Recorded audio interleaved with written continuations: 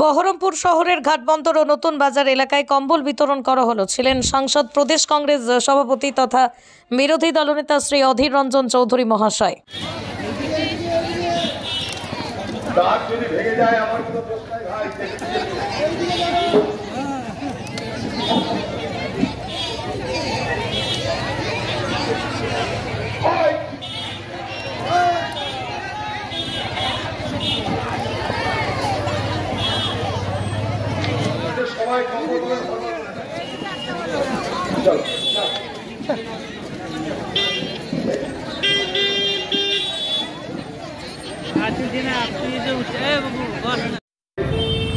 আজকে আপনারা এখানে উপস্থিত হয়েছেন, গুরুজন ব্যক্তিরা আছেন, মায়েরা আছেন, বোনেরা আছেন।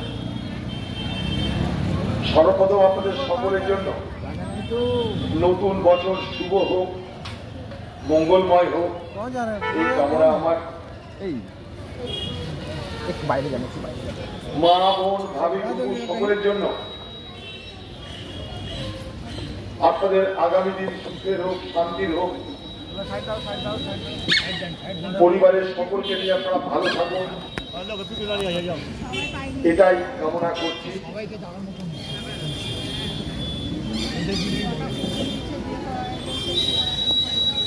ধীরে ধীরে রোদ পার হচ্ছে। এতক্ষণ আপনারা কম্বল নেবার আগে আকাশ কম্বলে ঢাকা ছিল। আকাশের লজ্জা লেগেছে যে এই সমস্ত বয়স্ক মানুষের কম্বল নেই, আর আমি কম্বল নিয়ে শুয়ে থাকবো, তা বেরিয়ে পড়েছি। তাতে আপনাদের লাভ হচ্ছে।